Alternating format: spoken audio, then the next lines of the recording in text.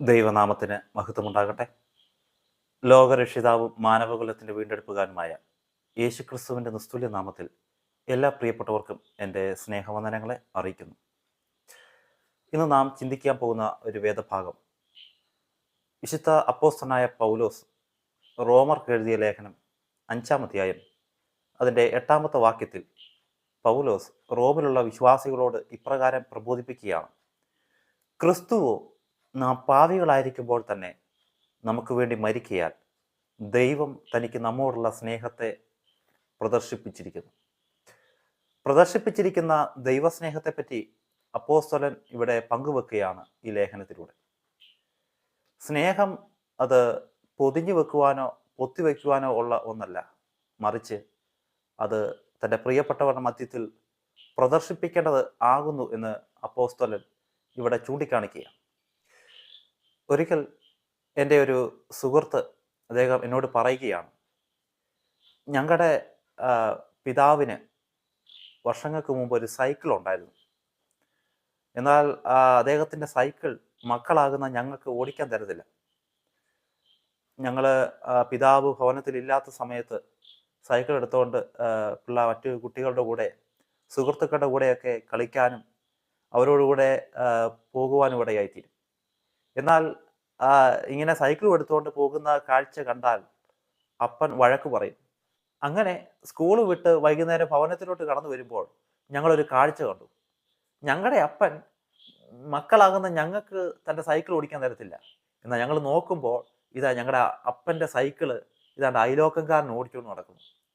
അപ്പൻ്റെ സൈക്കിള് അയലോക്കത്തെ മറ്റുള്ള ആളുകൾ ഓടിച്ചുകൊണ്ട് പോകുന്ന കാഴ്ച കണ്ടപ്പോൾ ഈ പിള്ളേരുടെ മനസ്സിൽ, ഞങ്ങളുടെ മനസ്സിൽ വലിയ ബുദ്ധിമുട്ട് ഉണ്ടാകുവാനിടയായി തീർന്നു. അപ്പോൾ ഇത് കണ്ടപ്പോൾ തൻ്റെ ഹൃദയത്തിൽ വലിയ ബുദ്ധിമുട്ട് തോന്നിയെന്ന് ആ വ്യക്തി എന്നോട് വർഷങ്ങൾക്ക് മുമ്പ് സംഭവിച്ചതായ ഈ കാര്യത്തെപ്പറ്റി പങ്കുവെക്കുവാനിടയായി തീർന്നു. അപ്പോൾ നമ്മളിത് കേൾക്കുമ്പോൾ ചിലപ്പോൾ ചിന്തിക്കാം, ഈ അപ്പന് മക്കളോട് സ്നേഹമില്ലാത്ത ഒരു പിതാവായിരിക്കാം അത്. എന്നാൽ നാം അല്പം ചിന്തിച്ചാൽ സത്യം പറഞ്ഞാൽ ഈ പിതാവിന് തൻ്റെ മക്കളോട് സ്നേഹമുണ്ട്. സ്നേഹം ഉള്ളത് കൊണ്ട് തന്നെയാണ് ഈ സൈക്കിള് തൻ്റെ കുഞ്ഞുങ്ങൾക്ക് കൊടുക്കാതിരുന്നത്. പിതാവ് ചിന്തിക്കുന്നത് എന്താ? പിതാവ് ചിന്തിക്കുന്നത് മഴയുടെ സീസണാണ്, വഴി മുഴുവനും തെന്നിക്കിടക്കുന്നു. അപ്പോൾ പിള്ളേർ സൈക്കിൾ എടുത്തുകൊണ്ട് പോയിട്ട് എവിടെയെങ്കിലും വീഴുമോ, കൈയും കാലും മുറിയുമോ ഒടിയുമോ എന്നൊക്കെ ഉള്ള ചിന്താഗതിയിൽ ഈ അപ്പൻ തൻ്റെ കുഞ്ഞുങ്ങൾക്ക് സൈക്കിള് കൊടുക്കുവാൻ അനുവദിച്ചില്ലെന്നുള്ളതാണ്. അപ്പോൾ അദ്ദേഹത്തിൻ്റെ സ്നേഹമുണ്ട്, അവരോട് സ്നേഹം ഉണ്ടെങ്കിലും ഈ പിതാവിന് പറ്റിയ ഒരു അബദ്ധം മറ്റൊന്നുമല്ല. തൻ്റെ കുഞ്ഞുങ്ങളോട് തനിക്ക് സ്നേഹം ഉണ്ടെങ്കിലും ആ സ്നേഹം അത് കുഞ്ഞുങ്ങൾക്കും മനസ്സിലാകുന്ന വിധത്തിൽ അവരുടെ തലയിൽ ഇത് കയറത്തക്ക വണ്ണം തൻ്റെ സ്നേഹം ഇന്നതാണ് എന്ന് പറഞ്ഞ് അവരുടെ മുമ്പാകെ പങ്കുവെക്കുവാൻ, തൻ്റെ സ്നേഹത്തെ തൻ്റെ കുഞ്ഞുങ്ങളുടെ മധ്യത്തിൽ അവർക്ക് ബോധ്യപ്പെടുന്ന വിധത്തിൽ തൻ്റെ സ്നേഹത്തെ ഇന്നതാണ് എന്ന് പറഞ്ഞ് അവർക്ക് മനസ്സിലാക്കി കൊടുക്കുവാൻ, അവർക്ക് ബോധ്യപ്പെടുത്തി കൊടുക്കുവാൻ, തൻ്റെ സ്നേഹത്തെ തൻ്റെ കുഞ്ഞുങ്ങളുടെ മുമ്പിൽ പ്രദർശിപ്പിക്കുന്ന കാര്യത്തിൽ ഈ പിതാവ് ഒരു പടുപരാജയമായി നിൽക്കുമ്പോൾ അപ്പോസ്തലനായ പൗലോസ് സ്വർഗത്തിലെ ദൈവത്തിന് അതിക്രമങ്ങളിലും പാപങ്ങളിലും മരിച്ചവരാകുന്ന എന്നോടും നിങ്ങളോടുമുള്ള സ്നേഹത്തെ തൻ്റെ പുത്രനായ യേശുക്രിസ്തുവിൻ്റെ കാൽവറി ക്രൂശിലെ മരണത്താൽ താൻ പ്രദർശിപ്പിച്ചിരിക്കുകയാണ് ഈ തിരുവെഴുത്തുകളിലൂടെ. അതുകൊണ്ട് അപ്പോസ്തലൻ ഇപ്രകാരം പറയുകയാണ്: ക്രിസ്തുവോ നാം പാവികളായിരിക്കുമ്പോൾ തന്നെ നമുക്ക് വേണ്ടി മരിക്കയാൽ ദൈവം തനിക്ക് നമ്മോടുള്ള സ്നേഹത്തെ പ്രദർശിപ്പിച്ചിരിക്കുന്ന ദൈവസ്നേഹത്തെയാണ് വിശുദ്ധ വേദപുസ്തകത്തിലൂടെ ഞാൻ നിങ്ങൾ കാണുന്നത്. ഈ ദൈവവചനം നാം വായിക്കുകയും പഠിക്കുകയും ചെയ്യുമ്പോൾ ഇതിലൂടെ യേശുക്രിസ്തുവിൻ്റെ ക്രൂശിലെ മരണത്തെ ഞാനും നിങ്ങൾ കാണുന്നുണ്ടെങ്കിൽ അത് ദൈവ സ്നേഹത്തിൻ്റെ പ്രദർശനമാണെന്ന് ഇവിടെ അപ്പോസ്തലനായ വിശുദ്ധ പൗലോസ് പങ്കുവെക്കുന്നു. മനുഷ്യൻ്റെ സ്നേഹം നഷ്ടപ്പെട്ടുകൊണ്ടിരിക്കുന്ന ഒരു കാലയളവിലാണ് ഇന്ന് ഞാനും നിങ്ങളും കടന്നു വന്നിരിക്കുന്നത്. ഈ അന്ത്യകാലത്തെപ്പറ്റി വേദപുസ്തകം പറയുന്നത് മനുഷ്യൻ സ്വസ്നേഹികൾ ആയിത്തീരും എന്നാണ്. ഈ കഴിഞ്ഞ ദിവസങ്ങളിലൊക്കെ നാം പത്രമാധ്യമങ്ങളിലൂടെ കാണുകയും കേൾക്കുകയും ചെയ്ത ഒരു വാർത്തയാണ്, ഒരു അമ്മ തൻ്റെ കുഞ്ഞിനെ ഒരു ജലാശയത്തിൽ എറിഞ്ഞു കളഞ്ഞു. അപ്പോൾ മൃതശരീരമൊക്കെ കണ്ടെത്തിയ ശേഷം അവരെ അറസ്റ്റ് ചെയ്ത് അവരെ ചോദ്യം ചെയ്യുമ്പോൾ മാതാവ് പറഞ്ഞ ഒരു കാര്യം, തൻ്റെ കുഞ്ഞിനെ കൊല്ലുവാൻ ഇടയാക്കി തീർത്ത ആ മൂല കാരണം എന്താണെന്ന് പോലീസുകാരോട് പറഞ്ഞത് ഇപ്രകാരമാണ്: തൻ്റെ ഭർത്താവിൻ്റെ ഭവനത്തിലെ പ്രിയപ്പെട്ടവർ, തൻ്റെ ഭർത്താവിൻ്റെ ഭവനത്തിലെ ആളുകൾ തൻ്റെ കുഞ്ഞിനെ സ്നേഹിക്കുന്നു, തൻ്റെ കുഞ്ഞിനെ അവർ ലാളിക്കുന്നു. അത് ആർക്കും ഇഷ്ടപ്പെടുന്നില്ല, ഈ മാതാവിന് ഇഷ്ടപ്പെടുന്നില്ല. അതുകൊണ്ട് ആ സ്ത്രീ എന്ത് ചെയ്തു? ആളൊഴിഞ്ഞ ഒരു സാഹചര്യത്തിൽ ആ കുഞ്ഞിനെ കൊണ്ടുവന്ന് ഒരു ജലാശയത്തിലേക്ക് അതിനെ എറിഞ്ഞു കളയുവാനിടയായി തീർന്നു. അപ്പോൾ മനുഷ്യൻ്റെ സ്നേഹം തണുത്തു പോകുന്ന, നഷ്ടപ്പെട്ടു പോകുന്ന ഒരു കാലയളവാണ് ഇന്ന് നാം ആയിരിക്കുന്നത്. അവനവനോട് മാത്രമേ സ്നേഹമുള്ളൂ. മറ്റുള്ള ആളുകളോട് സ്നേഹം നഷ്ടപ്പെട്ടുകൊണ്ടിരിക്കുന്ന, നമ്മുടേതായ ആവശ്യങ്ങൾക്ക് വേണ്ടി മാത്രം മറ്റുള്ളവരെ സ്നേഹത്തോടെ സമീപിക്കുന്ന ഒരു അനുഭവത്തിൻ്റെ മധ്യത്തിലൂടെയാണ് ഞാൻ നിങ്ങൾ കടന്നു പോകുന്നത്. അങ്ങനെ ഇരിക്കുന്ന ഒരു കാലഘട്ടത്ത് നമ്മുടേതായ ആവശ്യങ്ങൾ നിറവേറ്റുവാൻ മറ്റുള്ളവരോട് സ്നേഹത്തോടുകൂടെ, കപടനാട്യത്തോടുകൂടെ പെരുമാറിക്കൊണ്ടിരിക്കുമ്പോൾ എന്നെ ഇന്ന് കേൾക്കുന്ന ബഹുമാന്യരായ പ്രിയപ്പെട്ടവരെ, യേശു ക്രിസ്തുവിൻ്റെ സ്നേഹം അതല്ല, സ്വർഗത്തിലെ ദൈവത്തിൻ്റെ സ്നേഹം അതല്ല. വിശുദ്ധ ബൈബിൾ പൗലോസ് ഇപ്രകാരം പറയുകയാണ്: ക്രിസ്തുവോ നാം പാപികളായിരിക്കുമ്പോൾ തന്നെ നമുക്ക് വേണ്ടി മരിക്കയാൽ ദൈവം തനിക്ക് നമ്മോടുള്ള സ്നേഹത്തെ പ്രദർശിപ്പിച്ചിരിക്കുന്നു. ദൈവം തൻ്റെ പുത്രനെ പാപജടത്തിലും പാപജടത്തിൻ്റെ സാദൃശ്യത്തിലും ഈ ലോകത്തിലേക്ക് അയച്ചത് നാം പാപികളായിരിക്കുമ്പോൾ തന്നെ ആകുന്നു എന്ന് തിരുവെഴുത്ത് പറയുകയാണ്. യേശുക്രിസ്തു താൻ പാപികളെ സ്നേഹിച്ച് പാപത്തെ വെറുത്ത യേശുക്രിസ്തു ഈ ലോകത്തിലേക്ക് കടന്നു വന്നത് തന്നെ പാപികളാകുന്ന മനുഷ്യരെ തന്നോടുകൂടെ ചേർക്കുവാൻ വേണ്ടിയിട്ടാണ്. പഴയ നിയമത്തിൽ രേഖപ്പെടുത്തിയിരിക്കുന്ന ഒരു വ്യക്തിയാണ് യാക്കോബ്. അദ്ദേഹം തൻ്റെ മക്കളെ വനാന്തര മേഖലകളിൽ കന്നുകാലികളെ മേയ്ക്കുവാൻ വേണ്ടി പറഞ്ഞയക്കും. അവർ വൈകുന്നേരമാകുമ്പോൾ തിരികെ ഭവനത്തിൽ കടന്നു വരും. അവർ ദൂരത്തുനിന്ന് തന്നെ കടന്നു വരുന്ന കാഴ്ച കാണുമ്പോൾ അവിടെ അമ്മയാകുന്ന ലേയ അവൾ നോക്കിക്കൊണ്ടിരിക്കുക. കുഞ്ഞുങ്ങൾ ക്ഷീണിച്ചാണ് കടന്നു വരുന്നത്. അവർ മുഷിഞ്ഞ വസ്ത്രം ധരിച്ചാണ് കടന്നു വരുന്നത്. വിശന്നാണ് കടന്നു വരുന്നതെങ്കിൽ അവർക്ക് ആവശ്യമാകുന്ന നല്ല ശീതളപാനീയങ്ങൾ ഒരുക്കി, നല്ല ആഹാരം ഒരുക്കി, നല്ല വസ്ത്രം അലക്കി ഉണക്കി അത് കുഞ്ഞുങ്ങൾക്ക് വേണ്ടി കൊടുക്കുവാൻ വേണ്ടി അമ്മ മാറ്റി വെച്ചിരിക്കുക. എന്നാൽ ഈ യാക്കോബിന് ഈ മക്കളെ കൂടാതെ മറ്റൊരു മകനും കൂടെ ഉണ്ടെന്ന് വിശുദ്ധ ബൈബിൾ ചൂണ്ടിക്കാണിക്കുന്നു. അവൻ്റെ പേരാണ് യോസഫ്. ഈ യോസഫ് ഈ കന്നുകാലികളൊക്കെ മേയിച്ച് അവൻ തിരികെ തൻ്റെ ഭവനത്തിലേക്ക് കടന്നു വരുമ്പോൾ അവന് നല്ല രുചികരമായ ആഹാരം ഒരുക്കി കൊടുക്കുവാൻ, നല്ല വസ്ത്രം ഒരുക്കി കൊടുക്കുവാൻ, അവൻ എന്തൊക്കെയാണോ ആവശ്യം അതൊക്കെ അവനായി നൽകി കൊടുക്കുവാൻ യോസഫിന് അവൻ്റെ അമ്മയാകുന്ന റാഹേൽ ഉണ്ടായിരുന്നില്ല. റാഹേലിന് എന്ത് പറ്റിയെന്ന് ചോദിച്ചാൽ, റാഹേൽ ഈ ലോകം വിട്ട് മാറ്റപ്പെടുവാൻ ഇടയായി തീർന്നു. അവൾ മരിച്ചുപോയി. അമ്മ മരിച്ചു പോയത് കൊണ്ട് തന്നെ അവളുടെ മകനാകുന്ന യോസഫ് തൻ്റെ ഭവനത്തിൽ വലിയ ബുദ്ധിമുട്ടുകൾ പലപ്പോഴായി താൻ അനുഭവിക്കുവാൻ ഇടയായി തീർന്നു. ആ ചെറിയ യൗവന പ്രായ കാലഘട്ടത്ത് അവൻ്റെ സഹോദരങ്ങൾക്കൊന്നും അവനോട് സമാധാനമായിരിക്കുവാൻ സാധിച്ചില്ലെന്ന് വിശുദ്ധ വേദപുസ്തകത്തിലെ പല ഭാഗങ്ങളും നമ്മോട് ചൂണ്ടിക്കാണിക്കുക. ഈ ഒരിക്കൽ യോസഫ് അവനതുവഴി കടന്നു വരുന്ന തൻ്റെ സഹോദരന്മാർക്കായുള്ള ആഹാരമൊക്കെ ഒരുക്കി കടന്നു വരുമ്പോൾ തന്നെ ഈ സഹോദരങ്ങൾ അവനെപ്പറ്റി അന്യോന്യം പറയുകയാണ്: ഇതാ സ്വപ്നക്കാരൻ വരുന്നു, അവനെ നമുക്ക് കൊന്ന് ഈ പൊട്ടക്കിണറ്റിലിടാം, അവൻ്റെ സ്വപ്നം എന്താകും എന്ന് നമുക്കത് കാണാമല്ലോ എന്നൊക്കെ അവർ അന്യോന്യം പറയുന്ന, ഇവനെ അപായപ്പെടുത്തുവാൻ വേണ്ടി പല പദ്ധതികൾ ഒരുക്കുന്നതൊക്കെ നമുക്ക് ദൈവവചനത്തിലൂടെ കാണുവാൻ സാധിക്കും. അപ്പോൾ യോസഫ് തൻ്റെ ഭവനത്തിൽ പ്രിയപ്പെട്ടവരുടെ മധ്യത്തിൽ അവനൊരു നിന്ദിതനായിരുന്നു. യോസഫിന് വേണ്ടി നല്ല രുചികരമായ ആഹാരമൊന്നും വിളമ്പിക്കൊടുക്കുവാൻ ആരും ഉണ്ടായിരുന്നില്ല. അവന് നല്ല വസ്ത്രമോ അവന് ആവശ്യമാകുന്ന ഒന്നും തന്നെ ഒരുക്കുവാൻ ആർക്കും മനസ്സുണ്ടായിരുന്നില്ല. അവന് ഭവനത്തിൽ പലവിധമായ ബുദ്ധിമുട്ടുകൾ അനുഭവിക്കുന്ന സാഹചര്യത്തിലൂടെ ആകുന്നു തൻ്റെ മകനാകുന്ന യോസഫ് കടന്നു പോകുന്നുള്ള കാര്യം മനസ്സിലാക്കിയ അപ്പനാകുന്ന യാക്കോബിന് തൻ്റെ ഭവനത്തിലുള്ള ആളുകൾ ഇവനെ ഒരു രണ്ടാം തരക്കാരനാക്കി മാറ്റി നിർത്തുമ്പോൾ അത് കണ്ടുകൊണ്ടിരിക്കാൻ സാധിക്കുമോ? ഒരിക്കലും സാധിക്കത്തില്ല. അതുകൊണ്ട് ഈ യാക്കോബ് ഒരു കാര്യം ചെയ്തു.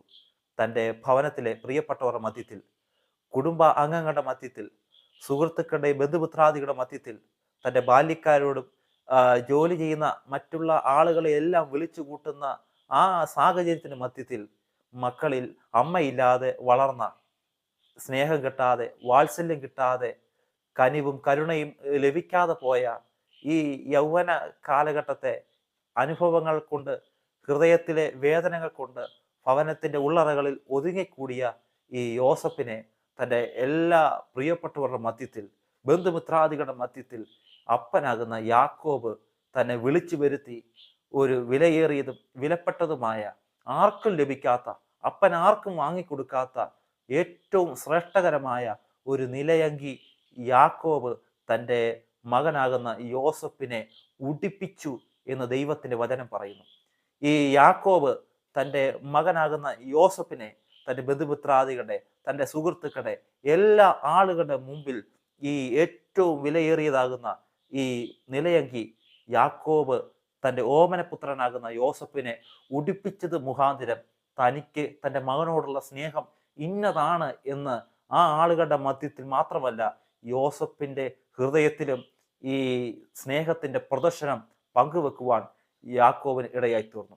എന്നതുപോലെ ഇന്ന് എന്നെ കേൾക്കുന്ന പ്രിയപ്പെട്ടവരെ, സ്വർഗത്തിലെ ദൈവത്തെ പറ്റി പൗലോസ് അപ്പോസ്തലൻ പറയുകയാ, ക്രിസ്തുവോ നാം പാപികളായിരിക്കുമ്പോൾ തന്നെ നമുക്ക് വേണ്ടി മരിക്കയാൽ ദൈവം തനിക്ക് നമ്മോടുള്ള ആ സ്നേഹത്തെ പ്രദർശിപ്പിച്ചിരിക്കുന്നു.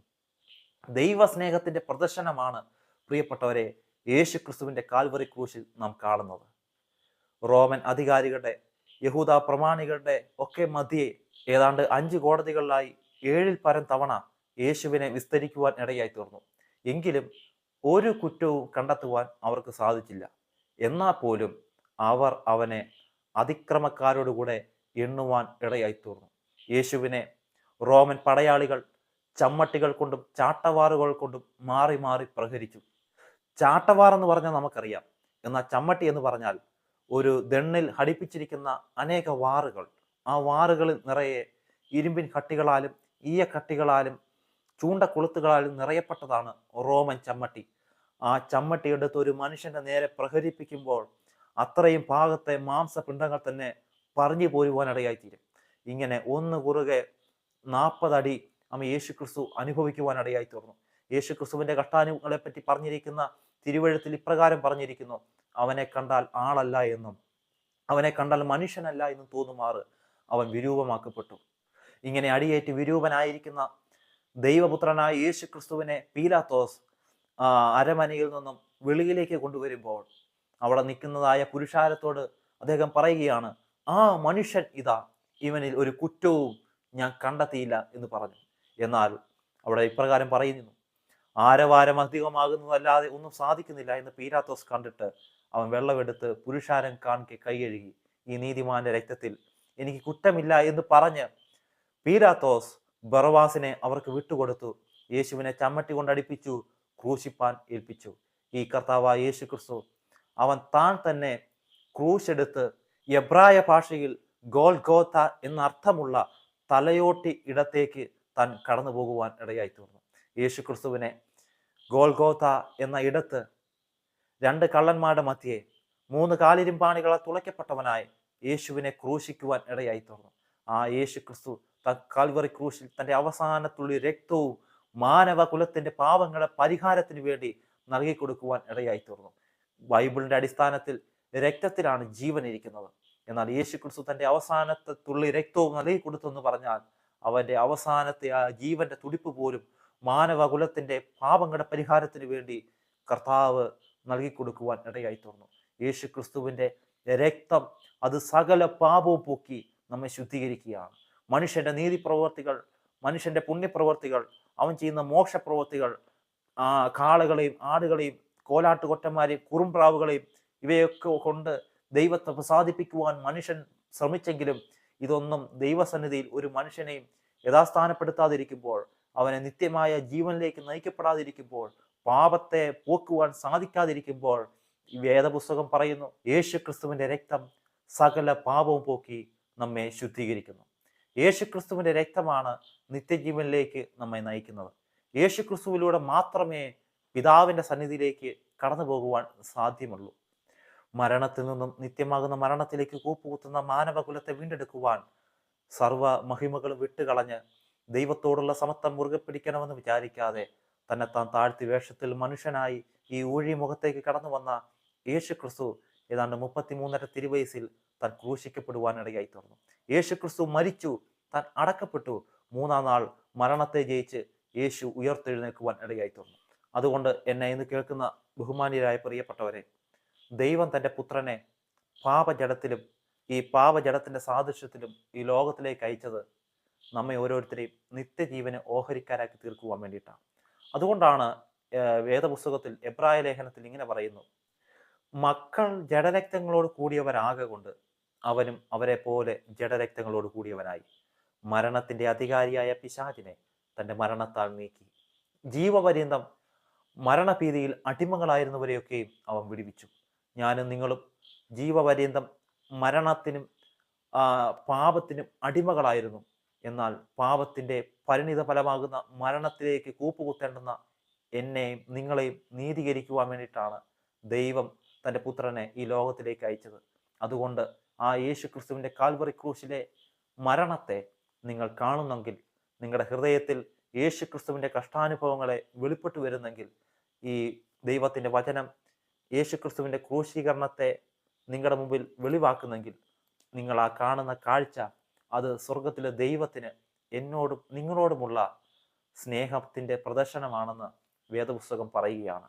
അതുകൊണ്ട് അപ്പോസ്തലൻ ഇപ്രകാരം പറയുന്നു: ക്രിസ്തുവോ നാം പാവികളായിരിക്കുമ്പോൾ തന്നെ നമുക്ക് വേണ്ടി മരിക്കയാൽ ദൈവം തനിക്ക് നമ്മോടുള്ള സ്നേഹത്തെ പ്രദർശിപ്പിച്ചിരിക്കുന്ന ഒരു ദൈവസ്നേഹമാണ് യേശു ക്രിസ്തുവിൻ്റെ കാൽവറി ക്രൂശിൽ നാം കാണുന്നത്. അതുകൊണ്ട് നിങ്ങളുടെ ഹൃദയത്തെ നിങ്ങൾക്കായി ജീവനെ തന്ന, നമുക്കായി ജീവനെ തന്ന യേശു ക്രിസ്തുവിൻ്റെ നാമത്തിനായി ജീവിക്കാം. അതുകൊണ്ടാണ് ബൈബിൾ ഇങ്ങനെ പറയുന്നത്: തൻ്റെ മുമ്പിൽ വെച്ചിരിക്കുന്ന സന്തോഷം ഓർത്തു അവൻ അപമാനം അലക്ഷ്യമാക്കി ക്രൂശിനെ സഹിച്ചു. എന്തുകൊണ്ടാണ് യേശു ക്രിസ്തു ക്രൂശിനെ സഹിച്ചത്? അത് നമ്മെ ഓരോരുത്തരെയും നിത്യജീവന് ഓഹരിക്കാരാക്കി തീർക്കുവാൻ വേണ്ടിയിട്ടാണ് യേശു ക്രിസ്തു ക്രൂശിനെ സഹിക്കുവാൻ ഇടയായി തീർന്നത്. അതുകൊണ്ട് ഇന്ന് എന്നെ കേൾക്കുന്ന ബഹുമാന്യരായ പ്രിയപ്പെട്ടവരെ, നമുക്കായി ജീവനെ തന്ന യേശു ക്രിസ്തുവിൻ്റെ സ്നേഹം നമ്മെ ഓരോരുത്തരെയും വിളിക്കുന്നു. ആയതിനാൽ നിങ്ങളുടെ ഹൃദയത്തെ ഇന്ന് കർത്താവിന് നൽകി കൊടുക്കുവാൻ, യേശുവിൻ്റെ സ്നേഹത്തിൽ വസിക്കുവാൻ, നിങ്ങളുടെ പാപക്കറകളെ നസറേയനായ യേശു ക്രിസ്തുവിൻ്റെ രക്തത്തിൽ കഴുകിക്കളഞ്ഞ് സ്വർഗത്തിലെ പിതാവിന് മകനും മകളും ആയിത്തീരുവാൻ ഈ സുവിശേഷ സന്ദേശം മുഖാന്തരം ഇടയാക്കുമാറാകട്ടെ. യേശു ക്രിസ്തുവിൻ്റെ ക്രൂശിലെ സ്നേഹം നമ്മെ ക്ഷണിക്കുന്നു. യേശു നിങ്ങളുടെ ഹൃദയത്തിൽ വാഴുവാൻ ആഗ്രഹിക്കുന്നു. ദൈവം നിങ്ങളുടെ ഭവനത്തിൽ വാഴുവാൻ ആഗ്രഹിക്കുന്നു. അതിനുവേണ്ടി നിങ്ങളുടെ ഹൃദയത്തെ കർത്താവിൻ്റെ സന്നിധിയിൽ സമർപ്പിക്കാം എന്നുള്ള ആശംസയോടുകൂടെ എൻ്റെ ഈ വാക്കുകൾക്ക് ഞാനിവിടെ വിരാമം കുറിക്കുന്നു. നാം ഇവിടെ ചിന്തിച്ചതായ ഈ ഭാഗത്തെപ്പറ്റി നിങ്ങളുടെ വിലയേറിയ അഭിപ്രായങ്ങൾ, നിർദ്ദേശങ്ങൾ അറിയിക്കുക. ദൈവം നമ്മെ ഓരോരുത്തരെയും ധാരാളമായി അനുഗ്രഹിക്കുമാറാകട്ടെ.